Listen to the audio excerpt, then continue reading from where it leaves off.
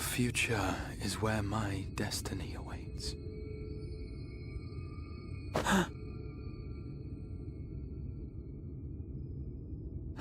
Forgive me, I was lost in a dream. I needed some fresh air and thought to rest for a moment. It would seem I am more fatigued than I realized. Too much time away from the tower, I fear. It drains me, leaves my body frail and weak. Though, in truth, it is debatable whether I can still call this my body.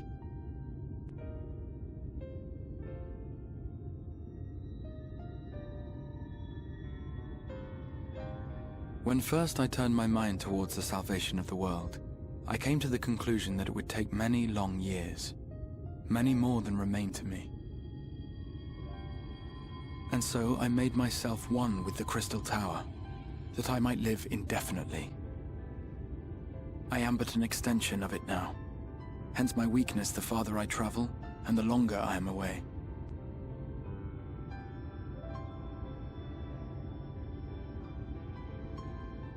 It has been quite a journey. But thanks to you, the end is in sight. My wish will finally be fulfilled. How goes the construction effort?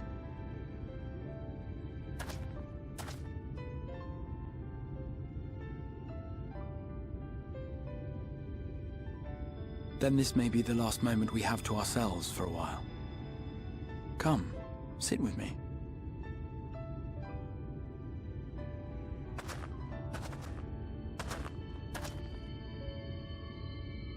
Tell me, when all of this is over, what will you do?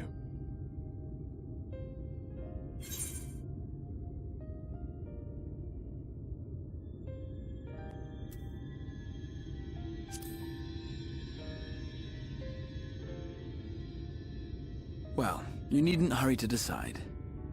I was merely curious to know what sort of future lay in store for a hero with his life ahead of him.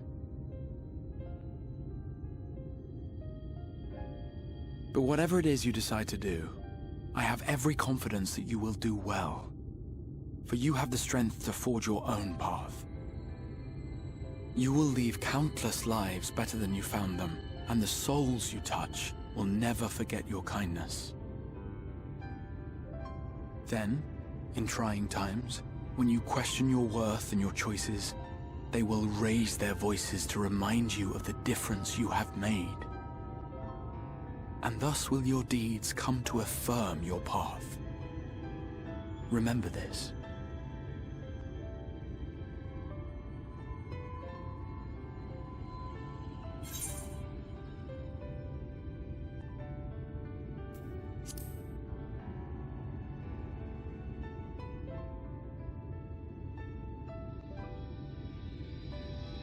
When this is over, indeed. I once told you that there are things we can ill afford to lose. Things, I said, though in truth, I spoke of a person. One who is unaware of the full extent of my plans. Though he deserves to know, I have good reason to keep my counsel. I have come to terms with this in my mind, yet my heart yearns to lay everything bare. For he is my inspiration, and I would give much and more for the chance to speak with him as friends, with no thought of concealment. Should he indulge me with his tales, I would regale him with my own about my efforts in Northrend, perhaps. Though, ultimately, that tale is more yours than it is mine. Then, I would ask him about his next adventure. And if he should wish me to be a part of it, oh, how happy it would make me. Together we would travel the lands and cross the seas and take to the skies upon the eternal wind. My heart swells simply to imagine it.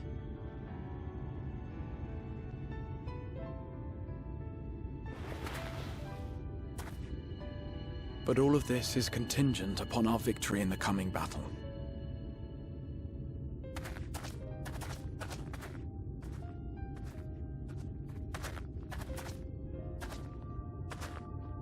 The people of this world have entrusted their hopes to us. We cannot fail them. Nor those who roused me from my slumber. Thank you for your company, my friend. Let us return to Amity.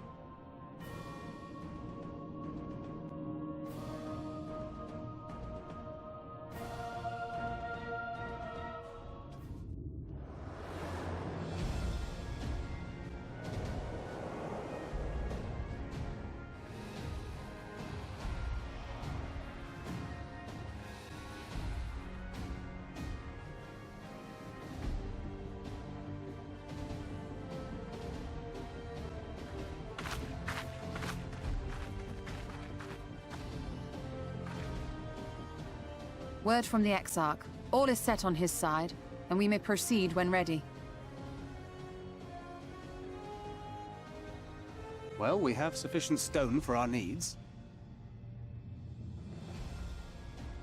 Likewise, preparations for the imbuing have been made according to thine exacting instructions.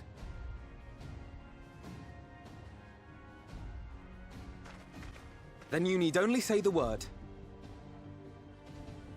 Let us begin. See that everyone is in position. We shall catch Vauthry, mountain and all.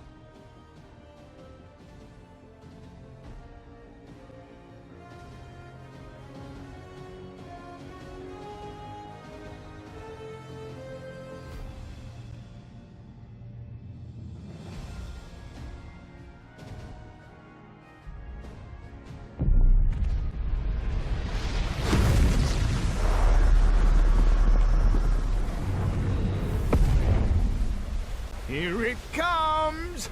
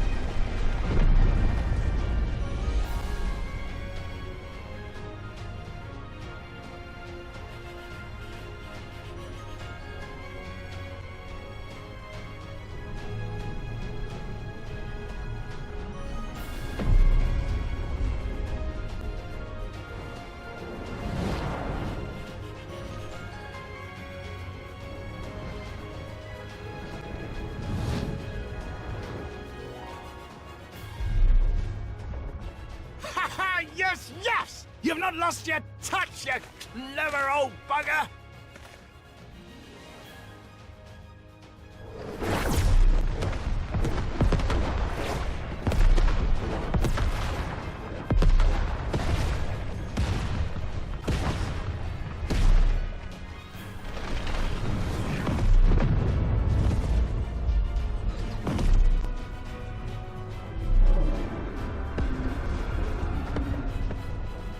Do you see what they're doing? If its hands are damaged, it won't be able to cling to the mountain. Oh, I knew this was a terrible idea. Vauthry marshals the Eaters to his defense. This was only to be expected.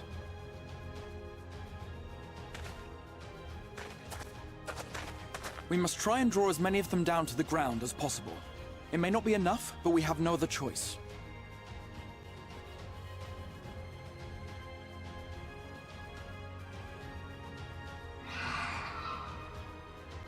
Is that?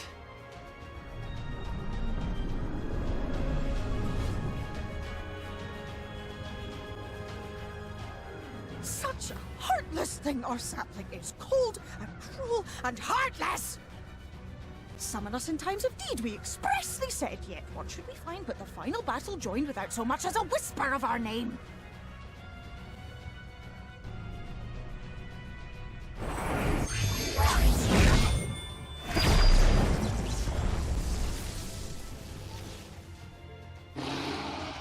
Yes, we may also have said that we Fae folk have no interest in the struggles of men. But if our adorable sapling had come crying to us for help, we would of course have flown to his aid. Of course we would. What are we to do with him?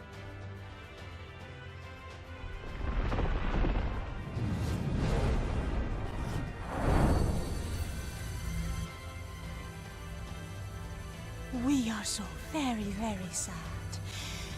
You will play with us. cheer us up again!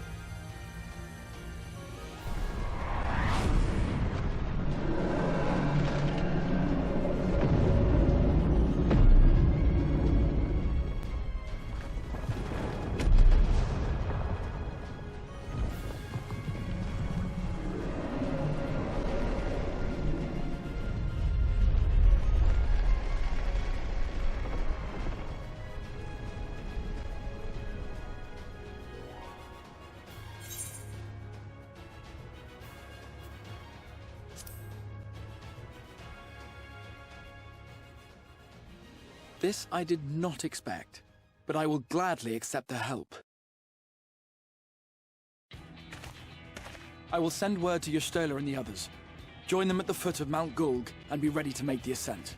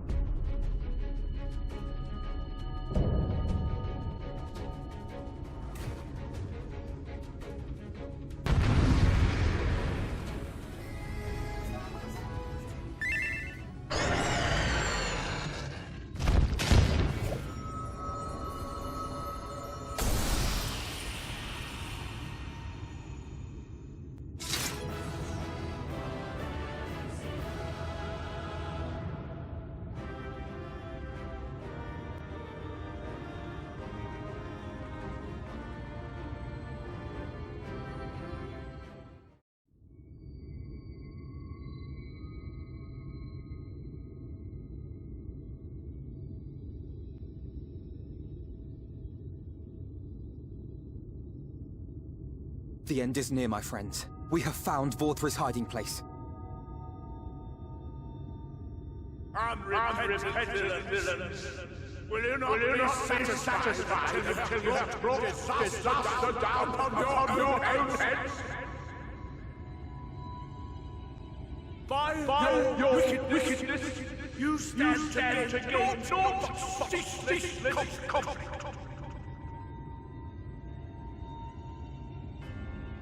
Had you only trusted fate to me, there would have been peace for all.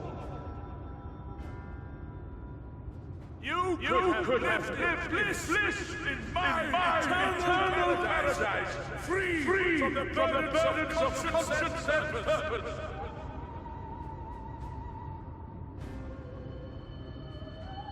Peace assumes many forms, and I do not doubt that you considered yours well worth the cost. I was even prepared to believe that the end might justify the means. Ignorant as I was, I had hoped that you might mend your ways and join hands with us.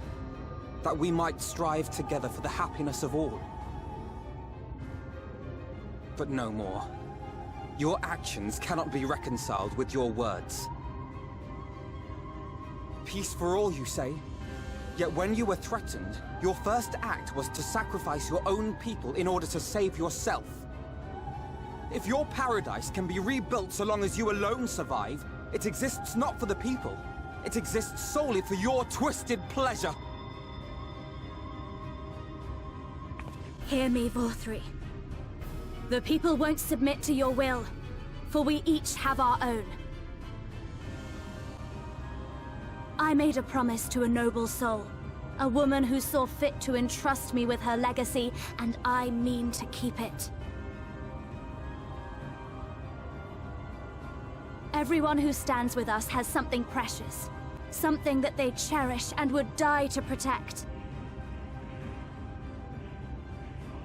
They know their own hearts. They know what they want for this world. And by lending their strength to our cause, they have spoken. No matter how hard you may try to bend the world to your will, we will never yield! Silence! Not another word!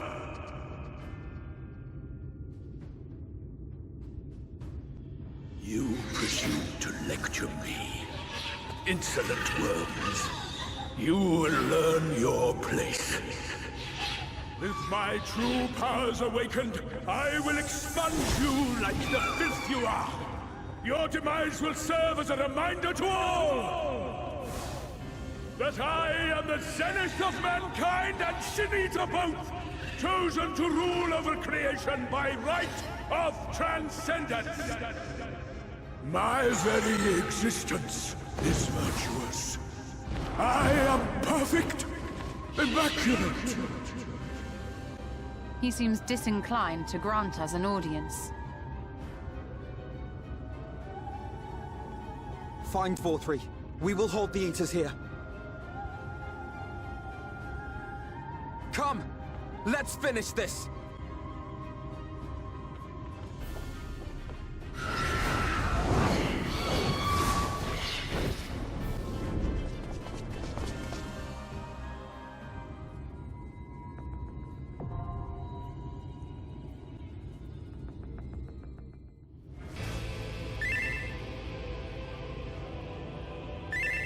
Are you so determined to die? One last chance, villains! Bow down and acknowledge your king! Your god!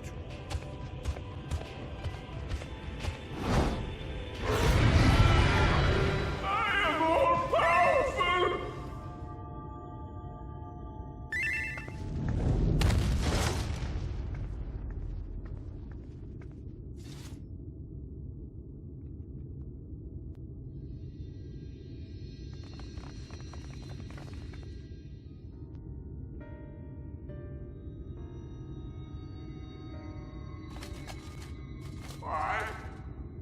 Why am I cast down? But it is you who are the villains.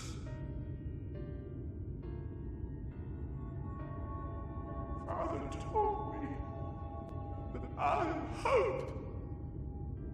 I am righteousness.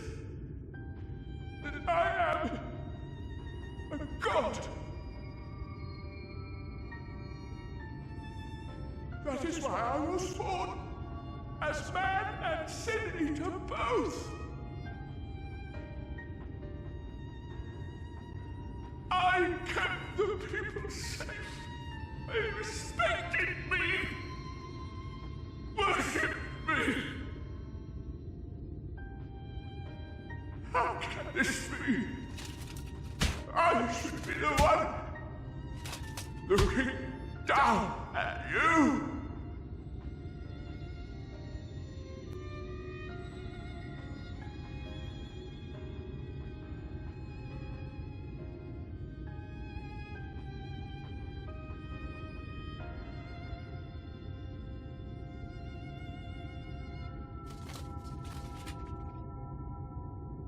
Help me! Damn you! I am your god!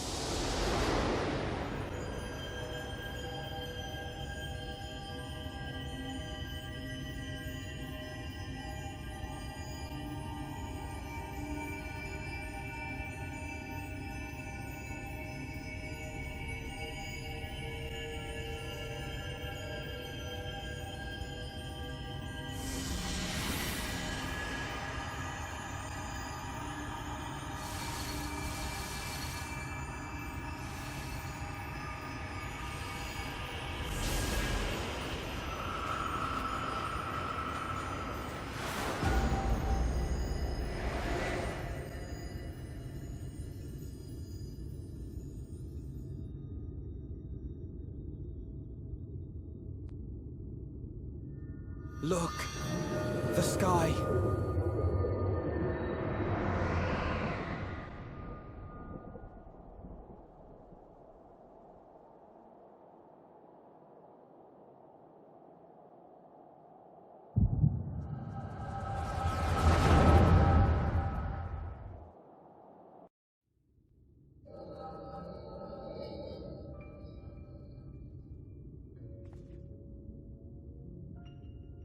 Fools! Were it not for my decisive action, the whole city would have been overrun, razed to the ground. Yet they dare to complain about casualties? Spare me. I'll wager they were put up to it by those wretches who seek to usurp me. They're stirring up the citizenry. But if they think I will yield to the likes of them, they are gravely mistaken. To be subjected to such deplorable treatment, such ingratitude. You have my sympathies, sir. You do so much good for this city, and you could do so much more were you not surrounded by fools.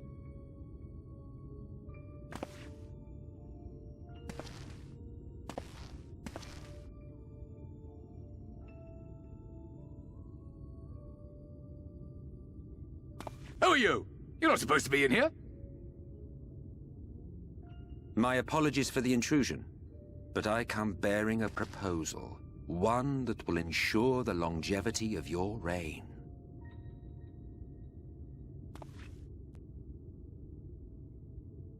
But give me the word, sir, and I will bring hither a Light Warden. By giving its power to the babe within your lady wife's womb, we shall create a transcendent being, a king to rule over all. And as sire to the king, your authority will never again be in question.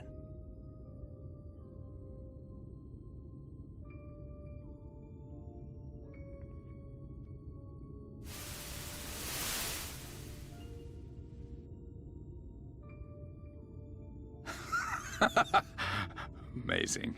Before my Vauthry, they behave as docile pets. With this gift, my line shall be guaranteed power for perpetuity.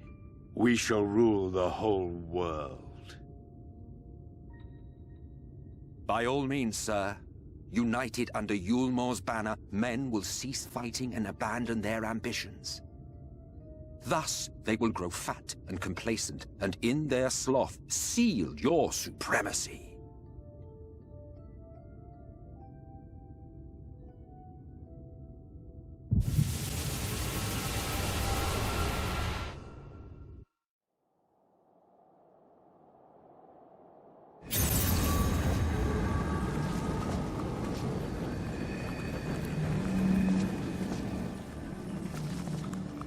Are you all right? Say something!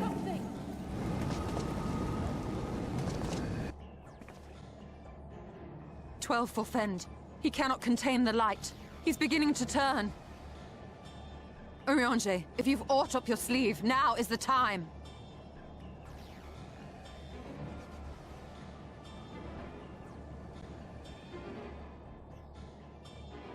It's changing back.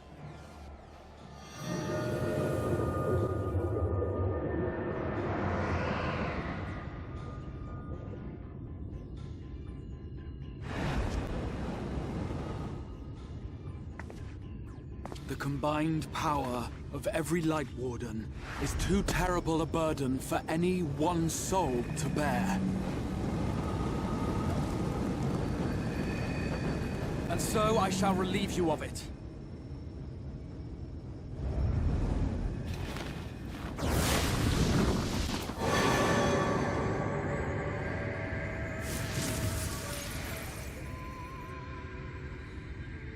Exarch! What are you doing?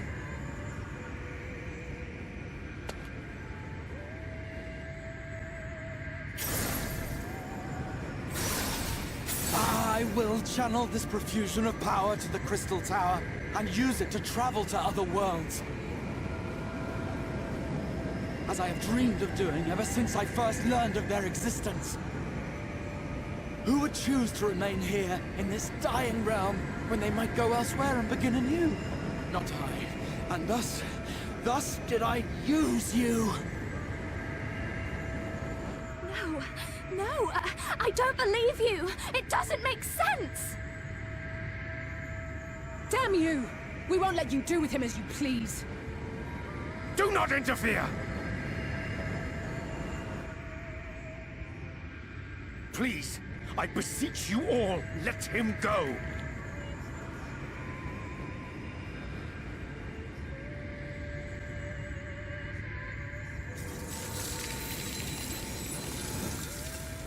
You knew of this, Urianger.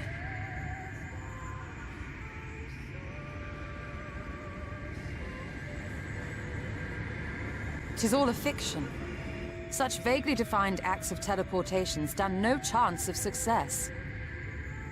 The Exarch will never live to see another world, as he knows only too well. Then, what does he mean to do?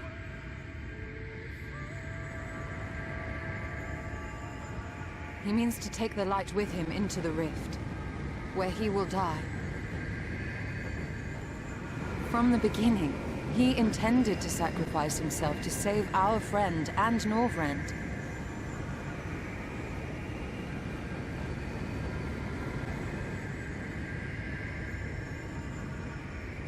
At journey's end, an opportunistic thief makes off with the hero's prize. A paltry way to end a chapter, I concede. Yet your tale will continue, and my role in it will scarcely be remembered.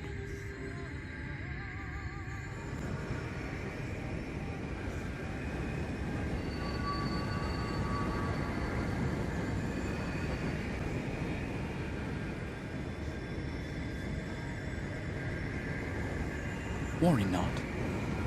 Whatever should become of me, I will be happy and free, safe in the knowledge that I have played my part.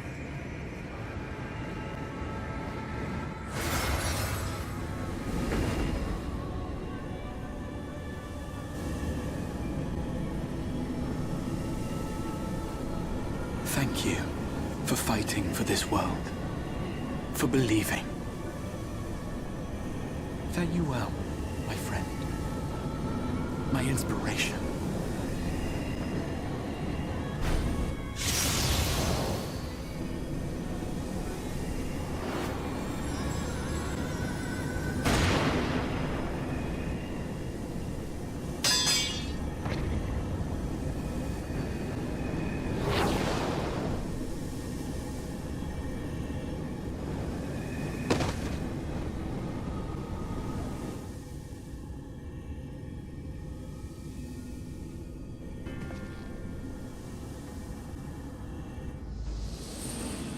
Only those who possess the royal eye of the Allagan Imperial line are capable of controlling the Crystal Tower. Such individuals do not exist in the First. Therefore, in all likelihood, the Exarch arrived here with the tower. This much I had surmised, yet I could not discern his grand scheme. To think that he went through all this trouble for the sake of a single hero. It's almost admirable in its absurdity. Alas, it is not your grand scheme that will succeed, but ours. You bastard! Stay put. Your friend is still alive, but whether he remains so depends on you.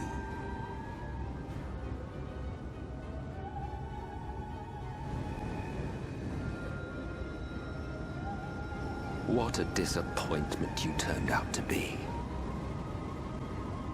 I placed my faith in you, let myself believe that you could contain the light. But look at you now, halfway to becoming a monster. You are unworthy of my patronage.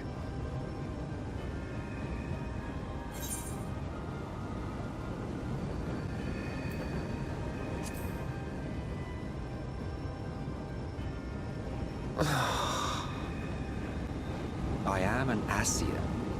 My heart's sole desire is to usher in the great rejoining. 100 years ago, I entrusted my comrade Logriff with the task of increasing light's sway over this world. This we sought to do by manipulating heroes.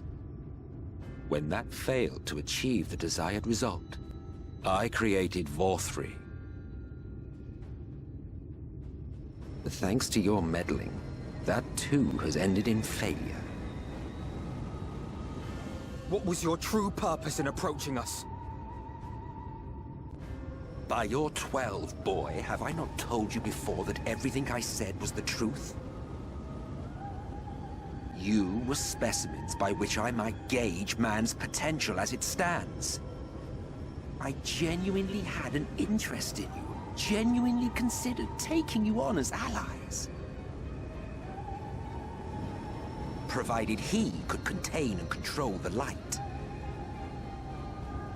If not, then he, and by extension you, would be of no use to me. 'Twas as simple as that. So, we've been found wanting. How disheartening. But even had we fulfilled your conditions, there was no guarantee that we would cooperate. What then? Then I simply kill you all. At the very least, it would restore the world to the way it was before you went about trouncing Light Wardens willy-nilly. Suffice it to say, it would be most inconvenient to have all that light taken away. And I would be lying if I were to claim his actions didn't have me worried.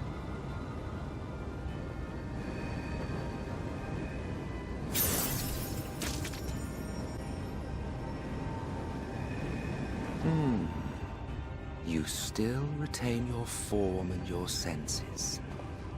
But you have all but become a Sin Eater. Whether you will it or no, your mere existence will serve to engulf the world in light. Those in your company will likewise turn into Sin Eaters. And in time, you will succumb to your base instincts and hunt Innocence to feast on their sweet, sweet ether. Those few with the will left to fight may rise up against you. But before your absolute might, they will quickly know despair. There is no hope. We are finished. Mankind is finished. Ah, the irony. What Vauthry achieved through bliss, you achieved through despair.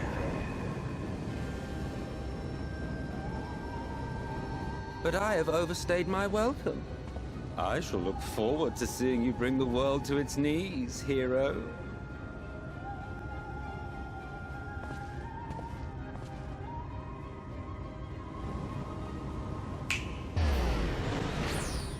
Exarch! I have naught to show for all the time and effort I invested in you. He is a small token for my troubles. I did not expect that I could learn aught from man, but I may yet learn something from all the knowledge he had hoarded for his precious hero.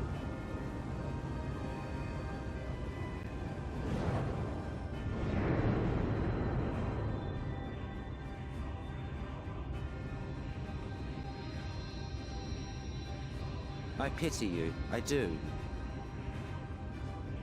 Your friends are now your foes. If you do not kill them, they will kill you.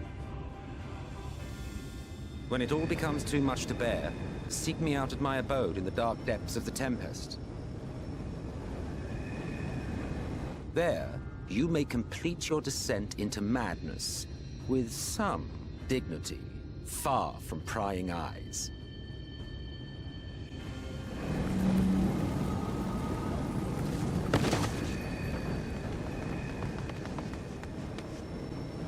Till then, I bid you farewell. Eat.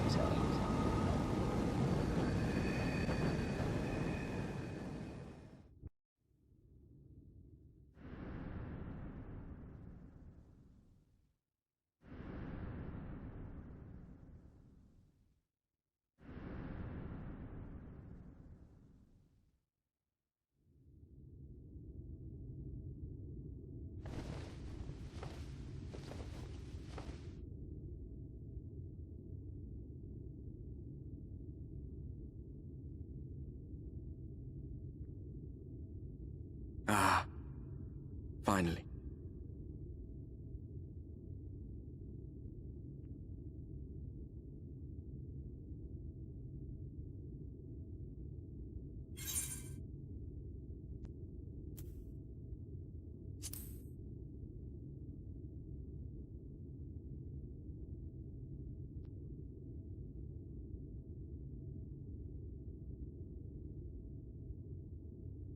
After you collapsed, Emet-Selch vanished. Then Reen did what she could to stay the raging of the light within your body. Thanks to her, you're still you, but she's only delayed the inevitable.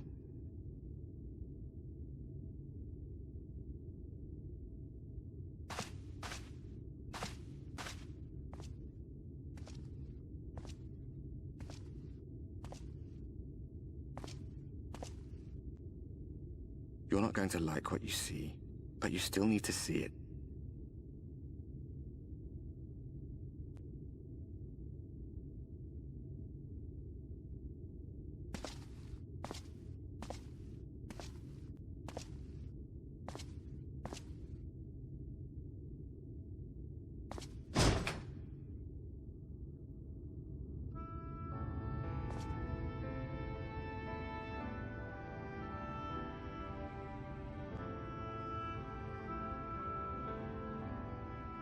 It's like this all over. The whole of Northrend is shrouded in light again. And it's because of you, and the power you absorb from the Wardens.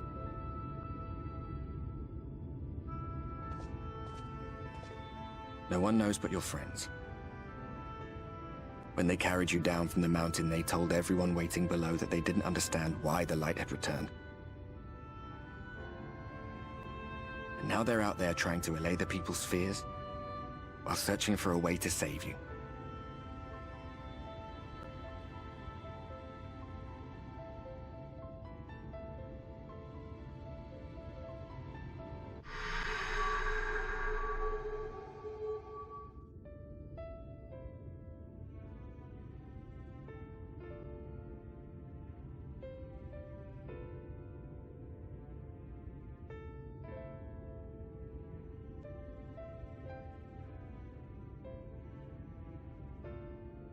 If you're well enough to be up, you're well enough to get some fresh air. Better that than stewing in here. Go on. Go.